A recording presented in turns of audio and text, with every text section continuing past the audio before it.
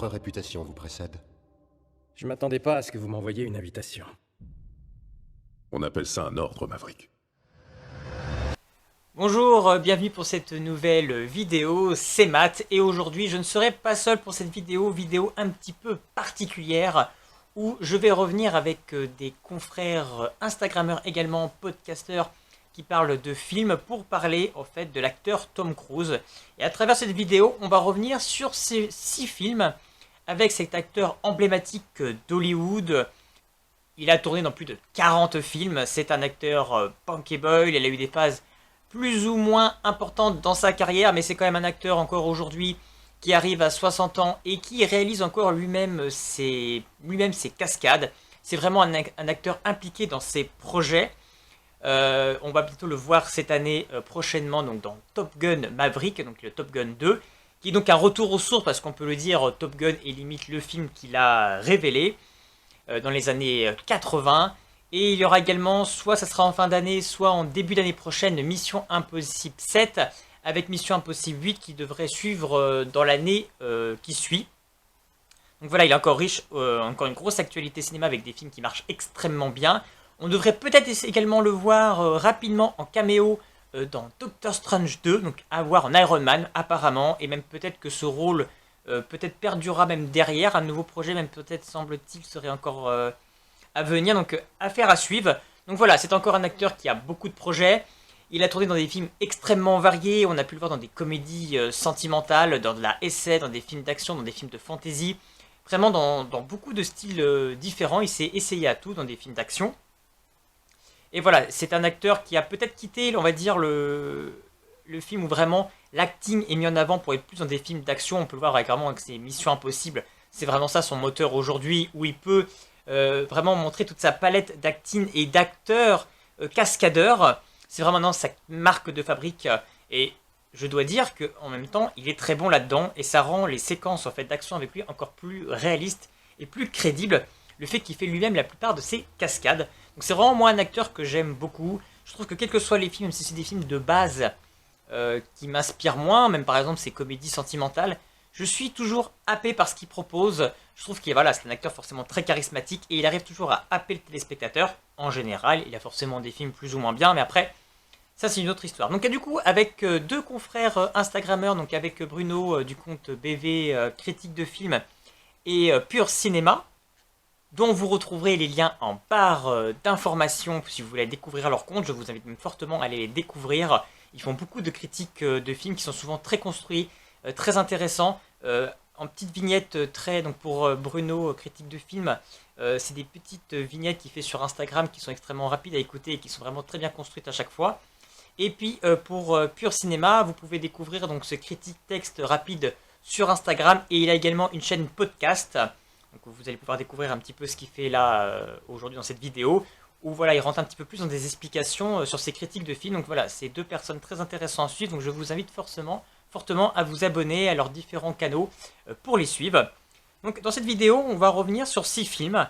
Chacun de nous va en présenter 2 pour des différentes raisons, soit des films qu'on a aimés ou qu'on vient de voir avec Tom Cruise. Donc voilà, c'est parti. Donc on va alterner chacun notre tour ces petites séquences pour parler des films de Tom Cruise. Je vous invite fortement à commenter cette vidéo pour nous donner votre avis sur les films qu'on va pouvoir présenter et également peut-être vous nous dire quel est votre film de Tom Cruise qui vous a le plus plu ou le moins plu ou ce que vous aimez chez cet acteur.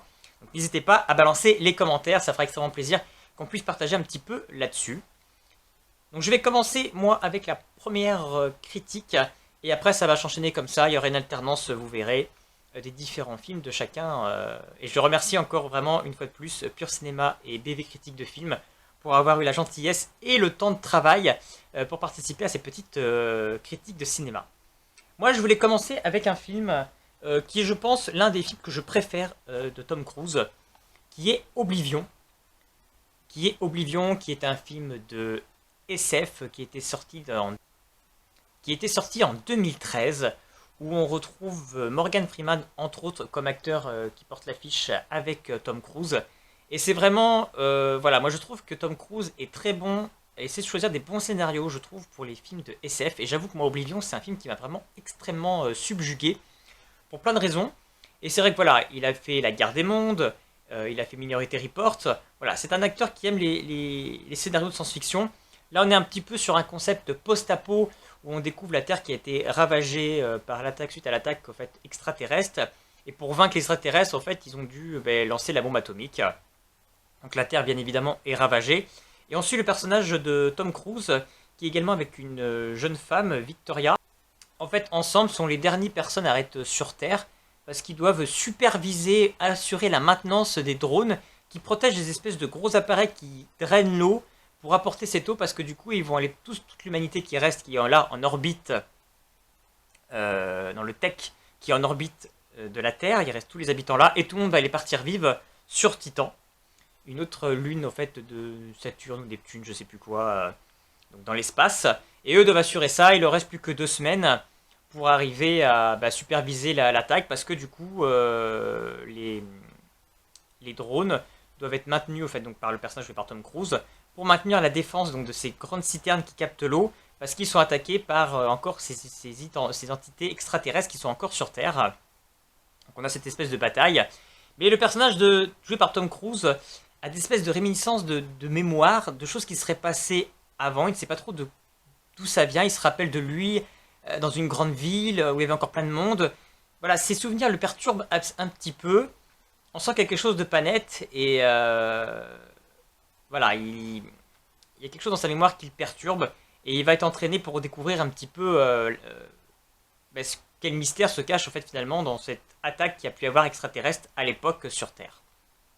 Voilà le speech de départ, je ne vais pas en révéler pour vraiment spoiler le film parce qu'il y a vraiment une révélation, une intrigue, des personnages très attachants, très bien construits et on est vraiment sur un univers SF extrêmement beau, le film est incroyable. Je trouve que c'est un des gros points forts du film, c'est sa photographie, c'est ses paysages, ses arrière-plans. On a quelque chose vraiment d'assez grandiose, d'assez magnifique, extrêmement bien représenté. On est vraiment plongé dans un univers grandiose, très grand, avec des grands plans larges, qui nous présentent cette terre ravagée.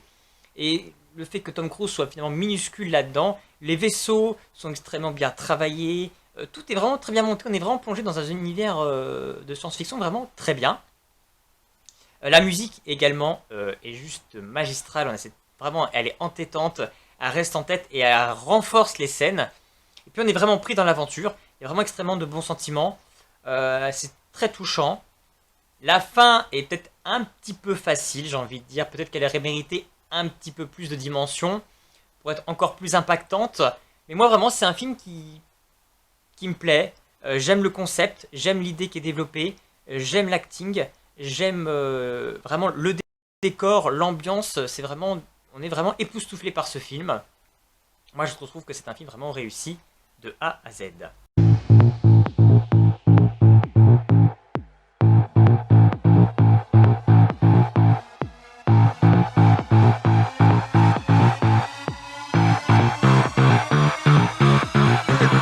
Ouais, bien le bonjour à toutes et à tous, je suis Pur Cinéma, je vous invite tout de suite à vous abonner si ce n'est pas déjà fait, à mettre votre plus beau like, ça fait plaisir, c'est la récompense.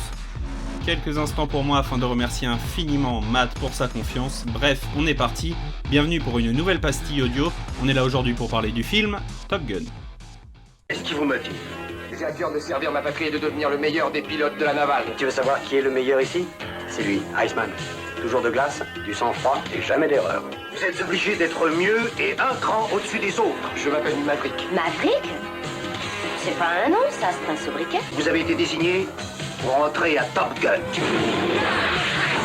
Vous êtes la crème des pilotes de l'aéronaval. Vous savez, moi, quand un truc me branche, je le branche.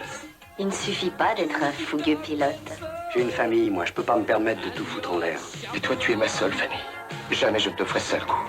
3 mics face à face, plus bas, gauche, gauche. Vous êtes les as de l'Amérique. Un mic à 12 heures en haut, un mic à 12 heures en haut. Gonflez-nous d'orgueil. Veuillez accrocher radar. Autorisation de tir. C'est bien accroché. Feu. Je shoot. Tom Cruise, Kelly McGillis, Top Gun.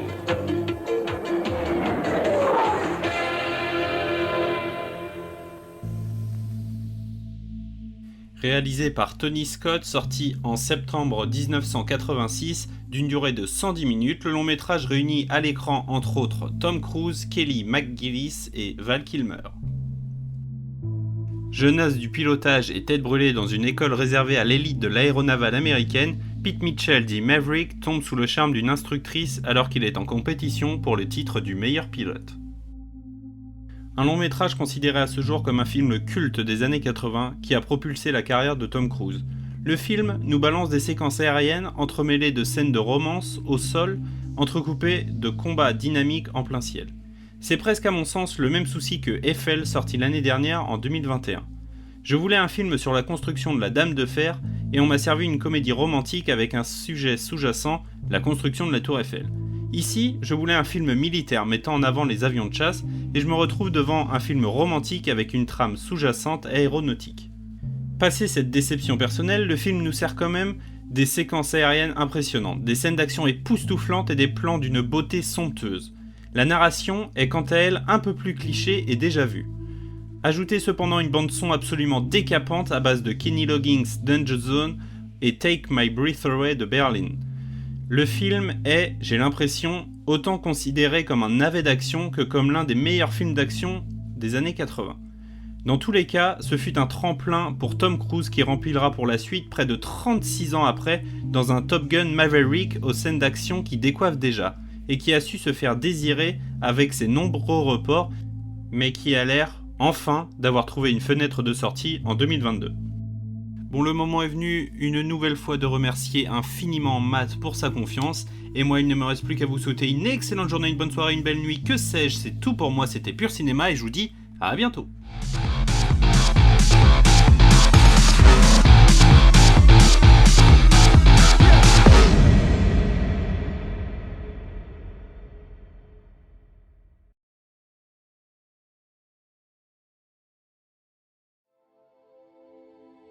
Attention, cette vidéo est bourrée de spoilers et aussi ce n'est que mon avis personnel.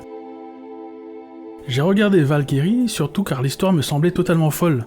Le film raconte l'histoire du colonel von Stauffenberg, officier nazi qui, voyant que l'Allemagne nazie allait trop loin, a organisé un coup d'état pour assassiner Hitler et prendre le pouvoir pour cesser cette folie. Cette critique sera assez courte car je n'ai pas grand chose de négatif à dire sur le film tant j'ai été happé par cette histoire. Le film est très bien réalisé et nous entraîne dans toutes les ficelles que cet officier a mis en place pour organiser un attentat contre Hitler. Le gros point fort du film est qu'il explique bien les tenants et les aboutissants de chaque action des officiers rebelles, ce qui nous permet de bien comprendre la manière dont ils vont contourner les lois mises en place par le régime nazi pour prendre le pouvoir une fois Hitler mort. Le film arrive à bien installer une tension à chaque instant et j'ai adoré. Même si l'on sait que l'attentat en question va rater, si l'on connaît un peu l'histoire, le film reste quand même très intéressant à regarder. Aussi car le film met l'accent sur le fait qu'une partie des Allemands n'était pas d'accord avec la politique du régime nazi et que certains ont essayé d'y mettre fin et l'ont payé de leur vie. Il y a eu pas moins de 15 attentats venant d'Allemands pour tenter d'arrêter Hitler. C'est juste dingue quand on y pense et cela met tout de suite les choses en perspective et évite de mettre tous les Allemands dans le même panier. Valkyrie est un film très bien réalisé. J'ignore à quel point la reconstitution de l'histoire est juste, mais la construction du film est vraiment bonne et maintient une bonne tension tout du long. Bref, je vous le conseille si vous voulez voir cette histoire de fou. Mon ressenti, j'espérais voir un film historique bien fichu et cela a été totalement le cas. Aurais-je payé une place de ciné pour le voir? Oui.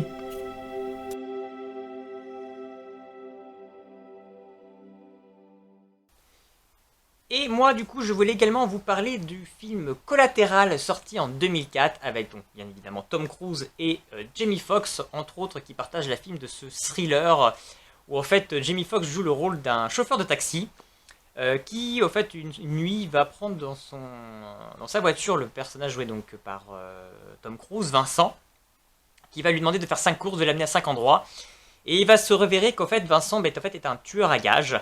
Et en fait, il demande au personnage, donc le chauffeur de taxi, de l'amener aux différents points où il doit éliminer quelqu'un. Et voilà, Jamie Foxx va être complètement entraîné dans cette course où il ne peut plus faire marche arrière et se rendre limite complice du personnage de Vincent qui, bien sûr, est traqué également par la police. C'est un film que j'ai trouvé intéressant dans la construction. J'ai trouvé le personnage de Tom Cruise un petit peu... on le retrouve un petit peu comme on l'avait vu dans le film Night and Day avec Cameron Diaz.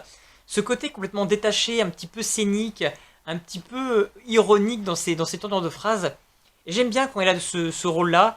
Et on est vraiment pris... je trouve qu'on est vraiment bien à s'identifier finalement à ce personnage de Jamie Foxx, tout basique, chauffeur de taxi, et qui se retrouve malgré lui pris dans une folle aventure. C'est un film finalement assez drôle quelque part, parce que l'alchimie entre ces deux personnages est assez cocasse, parce que il a tellement un tel détachement, en fait, Tom Cruise dans ce film, avec son rôle en fait de chasseur de tueur à gages, que ça rend vraiment le film assez drôle, cette alchimie qu'il va y avoir entre ces deux personnages, et que finalement au fur et à mesure, ce personnage de Jamie Foxx qui n'avait pas confiance en lui, Tom Cruise va déteindre en lui, et va gagner en confiance, et limite va devenir aussi bon que Tom Cruise, donc c'est assez drôle de voir l'évolution de ce personnage, l'évolution dans le film. Il y a certaines lenteurs dans le film avec les plans sur la ville, les voitures qui bougent, ça aurait peut-être demandé un petit peu plus de rythme par moment, mais je trouve qu'on s'attache vraiment au personnage. On est vraiment pris dedans, et au final, on se demande vraiment quelle va être la finalité de ce film et comment tout ça va se terminer.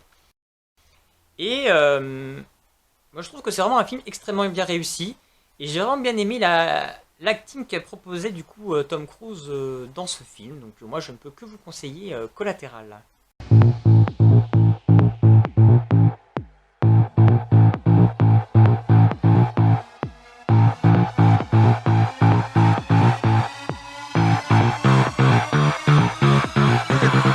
Bien le bonjour à toutes et à tous, c'est Pur Cinéma, je vous invite tout de suite à vous abonner si ce n'est pas déjà fait, à lâcher votre plus beau like, ça fait plaisir, c'est la récompense. J'en profite juste un petit instant pour remercier infiniment Matt pour sa confiance, c'est déjà notre 3e collaboration, un grand merci à toi. Bienvenue aujourd'hui pour une nouvelle pastille audio, parce qu'on est là aujourd'hui pour parler du film Mission Impossible. Vous êtes énervé, je m'en rends bien compte. Il est sérieux?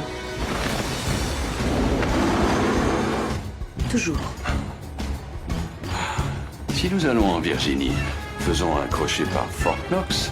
Je peux entrer en hélicoptère dans le hall de la réserve fédérale et atterrir dans la chambre forte. Ce sera du gâteau à côté de cette connerie de vouloir braquer le quartier général de la CIA. Et vous ne m'avez encore jamais vu quand je m'énerve. Ma patience a des limites. Vous avez soudoyé, suborné et tué, et vous l'avez fait en abusant de la loyauté de vos équipiers.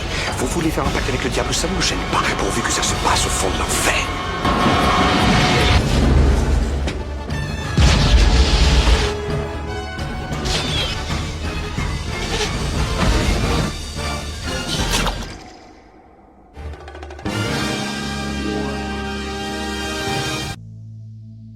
C'est le premier opus de la série de films inspirée par la série télévisée homonyme Mission Impossible diffusée dans les années 1960. Le premier opus réalisé par Brian De Palma à qui l'on doit le célébrissime Scarface sorti en 1983, Mission Impossible quant à lui est donc sorti en octobre 1996, il est d'une durée de 110 minutes, le long métrage réunit à l'écran Tom Cruise, Jon Voight, l'actrice française Emmanuelle Béard ainsi que l'acteur français Jean Reno et l'américain Ving Rhames. Les membres d'un commando de la CIA sont envoyés à Prague avec pour mission d'appréhender lors d'une réception dans l'ambassade américaine un espion ennemi qui s'apprête à dérober une disquette contenant la liste secrète des agents en Europe centrale. Seulement, ils ignorent que la CIA, persuadée que le commando est infiltré par une taupe, a envoyé une seconde équipe sur place. Ce premier opus est un très grand thriller d'espionnage mené par un groupe d'agents dont la mission ne va pas tout à fait se dérouler comme prévu. Un thriller explosif qui va allier scènes d'action, de suspense et des rebondissements absolument imprévisibles. Tellement imprévisibles que je n'ai longtemps pas compris le film pour mon jeune âge, avant de me replonger dedans il y a quelques années et redécouvrir cette pépite. Revenons au cœur même du film avec des scènes d'action spectaculaires, divertissantes et mémorables, des scènes d'action époustouflantes pour l'époque qui ne vont que monter crescendo au fil de la saga. Ces cascades, réalisées par l'acteur, ça deviendra au fil des années la marque de fabrique de la franchise. Le film allie habilement suspense et action grâce à des scènes mémorables aujourd'hui devenues cultes. Entre la scène de l'aquarium, la scène où Tom Cruise est suspendu, sans oublier bien évidemment la séquence du train. Bref, c'est l'arrivée également sur grand écran d'un des thèmes musicaux les plus connus de l'histoire du cinéma, un métrage d'action espionnage qui bénéficie d'un départ sur les chapeaux de roue pour une saga qui n'en a pas fini de nous en mettre plein la vue pendant encore quelques années. Bon, le moment est venu une nouvelle fois de remercier infiniment Matt pour sa confiance, et moi il ne me reste plus qu'à vous souhaiter une excellente journée, une bonne soirée, une belle nuit, que sais-je, c'est tout pour moi, c'était Pur Cinéma et je vous dis à bientôt.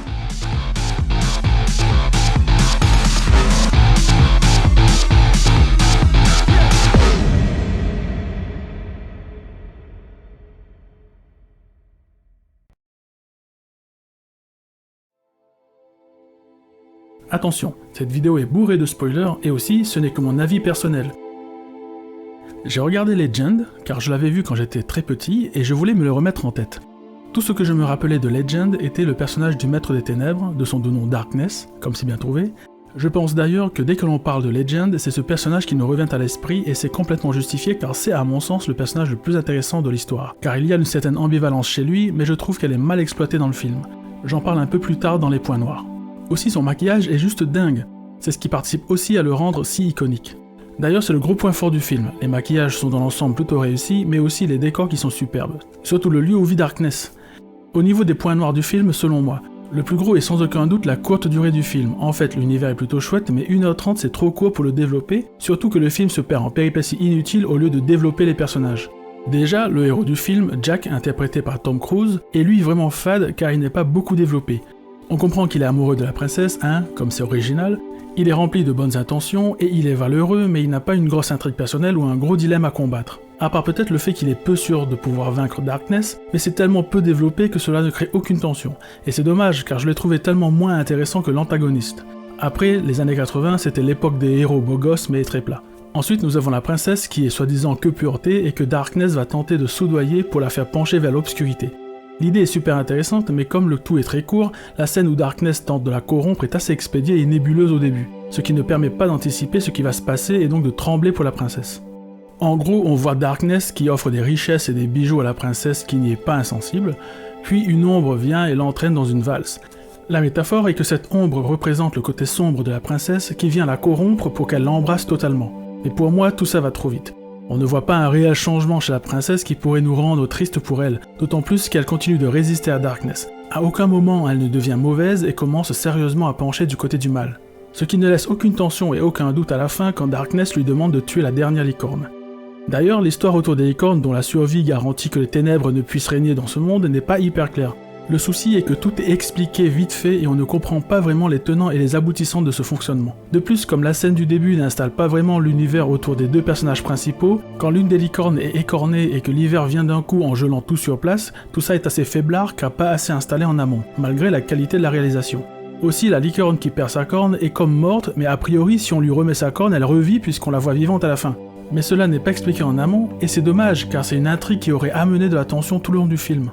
Et pour finir, nous avons Darkness. Le personnage est intéressant, il est attiré lui aussi par la princesse et tente de la corrompre pour en faire sa femme. Mais il ne veut pas l'obliger, il veut qu'elle vienne à lui. Et c'est sympa comme intrigue, mais à mon sens ce n'est pas bien installé et ça va trop vite. Il aurait fallu selon moi que l'on fasse comprendre que Darkness se sent seul dans son château des ténèbres, en plus de vouloir devenir le maître du monde. Cela aurait expliqué de manière plus claire qu'au moment où il voit la princesse, ça lui fait des gazouillis dans le slip.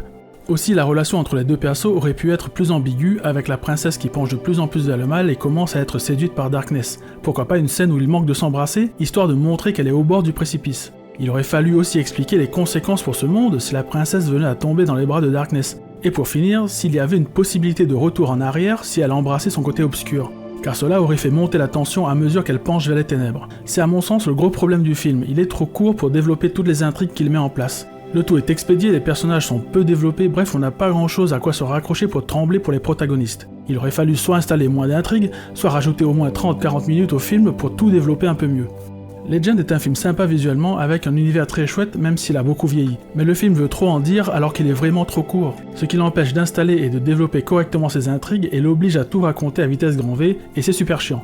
Perso, je trouve que le film mériterait un remake avec les moyens actuels, mais surtout un meilleur développement de ses personnages et de ses intrigues. Mon ressenti. Je voulais être ébloui par une histoire fantastique, mais cela n'a pas été le cas malgré les qualités évidentes du film. Aurais-je payé une place de ciné pour le voir ? Non.